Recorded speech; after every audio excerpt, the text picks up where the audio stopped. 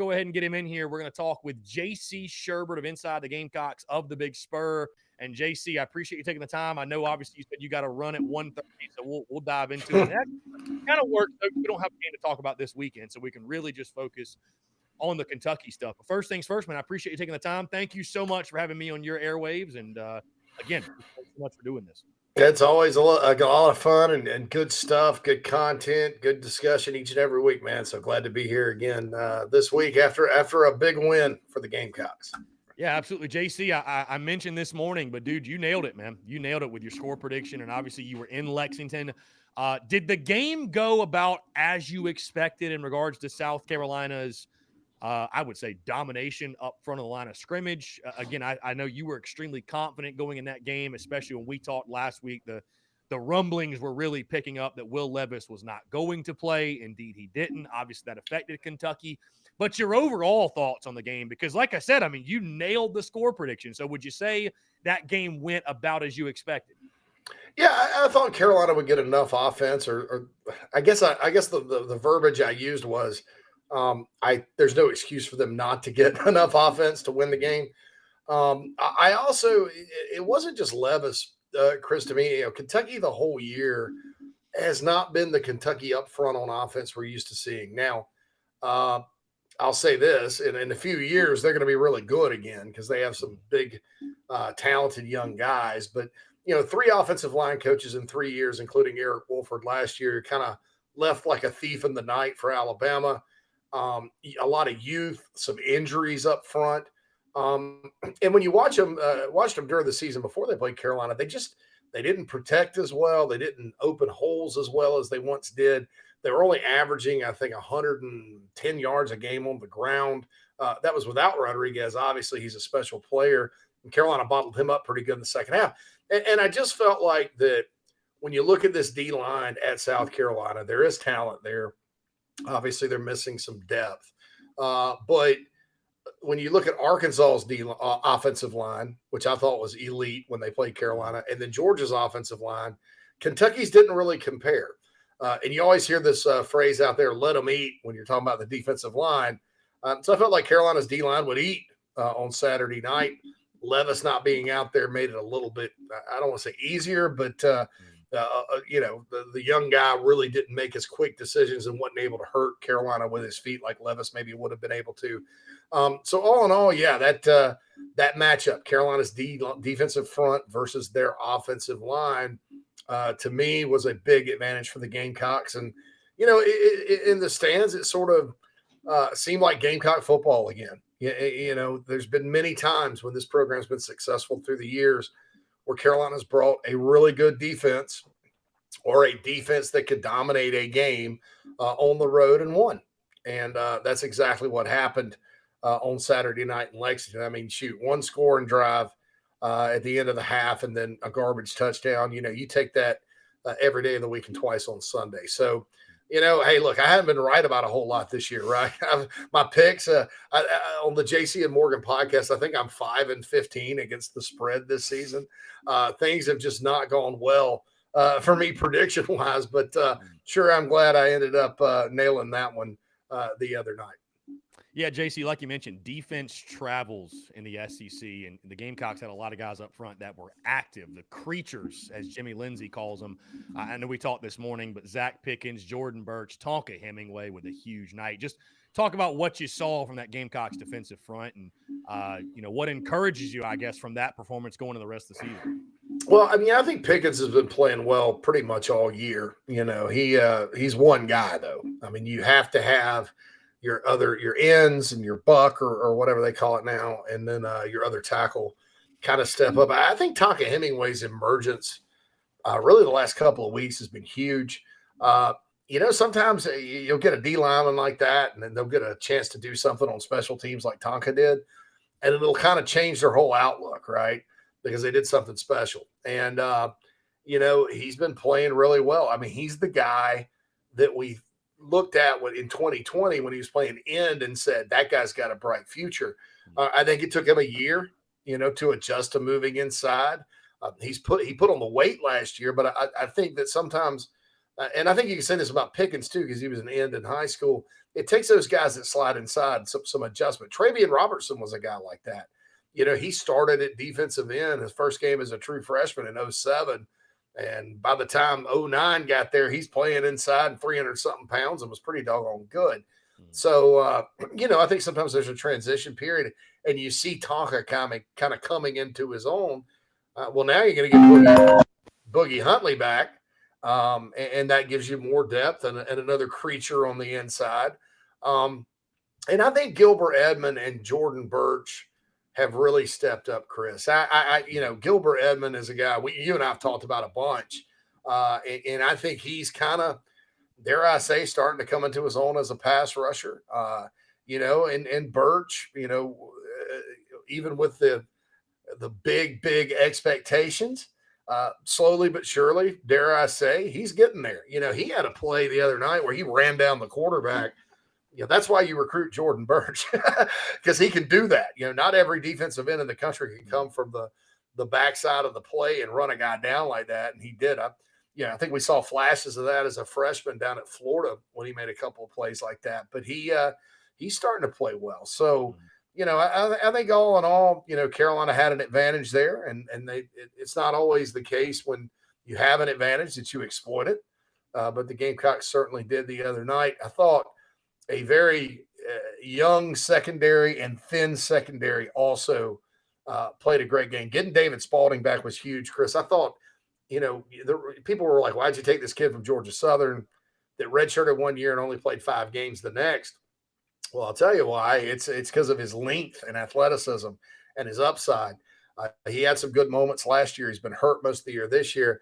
I think his length really came out against the Wildcats. 2 huge plays, or really one huge play. The other one kind of salted the game away. But you look, those long arms getting in that pitch lane to deflect the pass, caused the fumble that Tonka picked up and nearly scored on. And then the pick at the end, you saw like a glove. He just went up in the air and got it. Somebody compared him to Antonio Allen the other day. They're similarly built, with that length and wingspan and stuff like that. So, I think having David Spalding back and healthy and playing is very big for this secondary. And then they're going to get more guys like I think Devontae Reed will be back next week. I think R.J. Roderick will be back next week. And that gives them more depth for now. Even though, DQ Smith led the team in tackles. Eamon Warray continues to play really good. Their young guys are really playing beyond their years, but the depth getting back, I think, is only going to help this defense moving forward. Now, winning cures all, JC, right? So that is the focus, but certainly you leave that game, and if you look at it from a critical eye, there's still a lot left to be desired on the offensive side. I know we talked about it this morning. Offensive line improvement, I think, is really the shining bright spot as we sit at the halfway point of the season, that you feel good about that, hey, this offensive line, like we talked about, is starting to really gel, right? Really starting to play as a unit, and maybe that's something that we'll see continue to improve in the second half. But first half was pretty brutal, 90 total yards, kind of more of the same of what we've seen to this point. Second half, you make the adjustments. Looked like a completely different offense, or maybe just the execution was just that much better. Just talk about what you saw from the offense from the first half to the second half, and what did the Gamecocks do in the second half that you particularly liked? The first half was very slow and methodical, and in person, and this is the first game I've been to in person this year, you get a better sense of it because you're sitting there, play clocks running, shuffling people in and out. The other sidelines watching everything you do, they're shuffling people in and out. Very slow, I thought. Now, South Carolina is not a big tempo team right now. They've used it from time to time. But in the second half, it's not like they ran a bunch of quote unquote tempo, but they played at a brisker pace. They got lined up, they called the play, they attacked. And I thought that was a big difference. I thought the second half, the play calling not only was solid, I thought it made a difference. The crossing pattern to Jalen Brooks was a beautiful play call. Really, Kentucky was fooled on that one, fooled on the reverse. I even thought at the end of the first half, the interception Spencer threw to Stogner was a really good play call. You look at what Austin Stogner did at Oklahoma, getting him in those one-on-one situations down the field. I mean, that's money. A better throw. I mean, Spencer threw it short and low. He needs to throw it and lead him and throw it high. But that'll come, if they can continue to get Austin Stogner in those situations, that could be something that comes out later. But all in all, the second half, sticking with the ground game, Marshawn Lloyd, was special the whole night, played very, very well. I think even guys like Amarian Brown and Josh Vann that maybe didn't show up as much in the stat column, made some key plays at some moments. Jaheim Bell as well. And I think some unsung heroes are out there helping this run game go, like Wyatt Campbell and Nate Atkins. Those two kind of tight end blocker-ish guys really, I think, have helped this offensive line. And then, I tackled Dylan Wanham and then the platoon of Jalen Nichols and Ja'Kai Moore, I thought had a really good game. And then, of course, Jovan Gwynn won SEC Offensive Lineman of the Week. So if these guys can continue to get better, I do think that this offense will have a chance. There's things that have to happen, obviously, with the way it's executed, the way it's called. Obviously, I think that Spencer Rattler at times sees pressure that's not there or feels it that's not there. I think he's seeing it rather than feeling it and bailing on plays too early. Of course, sometimes guys aren't open.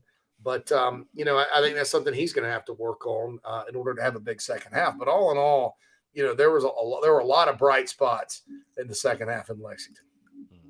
Thoughts on the post-game antics from Shane Beamer? Because, again, we talked about it this morning, but the culture, climate comments from over the summer, they played a huge role in this game. And that was probably my overall takeaway, JC. My favorite thing I saw from Saturday night, outside of the obvious, the scoreboard, the execution, but the tenacity with which this team played. It felt like the edge, right? And I think a lot of that came from, obviously, the comments over the summer. And it was very evident in the post game that Shane Beamer and company took that very personally. Yeah. I like that. I think that sometimes, it can be overkill, I guess, and things like that. But look, when you're trying to kind of get a program headed in the right direction and get people to believe and rally behind you, the fans love to see it, especially when you win. When you lose, not so much. But when you win, there's no better coach than Shane Beamer after a win because he's going to be positive anyway, and I think that the fans really dig into that positivity. And, no matter what Mark Stoops' intention was when he said it, the timing of it, come on, man, why take a shot at the Gamecocks? And I found over the years, sometimes when coaches take shots like that, and have chips on their shoulder, not all the time, but sometimes they end up losing, and then have egg on their face. So I think that, justice was served, so to speak, in Lexington after all the comments. And it's been a real frustrating time against Kentucky if you're Carolina. And now, you look at it, you're 2-2 in the last 4. And, this is the best stretch of Kentucky football probably since Bear Bryant. So you got to feel good about that because Carolina's been a program in transition during those 4 years. JC, I appreciate the time. Before I get you out of here, man, we sit at the halfway point of this season, which it's the way it fell this year. It's really nice. 6 games in, bye week, and then you got 6 more to go. So truly at the halfway point. So this is a great time for reflection, and we'll do that. Obviously, I think I told you on the Monday podcast, I'll do the whole midseason recap, look ahead, all that good stuff, report card. When you look at the first half, while it may not have a lot of the times look the way that we thought it would or hoped it would, the bottom line is this: you're 4-2. And I think most everyone with reasonable expectations coming in would have taken that. You're just condensed overall thoughts in the first half. If you wanted to give it a grade, how would you grade the first half? Just overall thoughts as we reflect on the first half and gear up for a very important next 6 games. I give it about a C+, B-. In record wise, you'd probably go a little higher than that because at the beginning of the year, you say 4-2. Well, shoot, that means you're going to beat Arkansas, Georgia, or Kentucky. And 2 of those games are on the road. Kentucky's owned you. Arkansas was an off-season darling, and Georgia's Georgia. So, you take that, right? But I think, there have been some ugly moments, like Shane Beamer said. It's not always been pretty. But the way this team competes, the way they've not given up, the way they've hung in there, the special teams is dynamite right now. It looks like the defense is coming on, and the offense had probably their best half against a top, I believe, a top 20 defense. I think Kentucky's 20th in total defense in the country. So, they put 17 on the board, man. That's good. I think it's coming on. So, we'll see what happens for the rest of the year. But all in all, you have to be satisfied with it. And then looking ahead, there's about 7 teams in the SEC: Kentucky, Auburn, South Carolina, LSU, Florida, Missouri, Texas A&M. They're all very similar at this point. Auburn's probably at the bottom end of it, but they're all kind of teams that'll play close games, hang in the balance. And you have to believe that the Gamecocks now, with this win and with the improvement and a 3-game win streak, will be in position to have the confidence to take their share of these games moving forward. JC, again, I appreciate you taking the time, man. Always a pleasure. Obviously going to be really fun next week, and we're talking about a pivotal home game under the lights at Williams-Brice Stadium when the Gamecocks take on Texas A&M again. We'll dive into that more next Thursday. He's on every Thursday at 1:15 until, and of course, check out JC and Phil Inside the Gamecocks 11-1, right? Monday through Friday. You guys can catch their show. JC, I appreciate you taking the time, man. Always a pleasure. We'll talk next week. Thanks. Sorry I got to get out early, but we'll be back for the full time next week. Oh, for sure. Appreciate you, man. Thanks so much. Chris.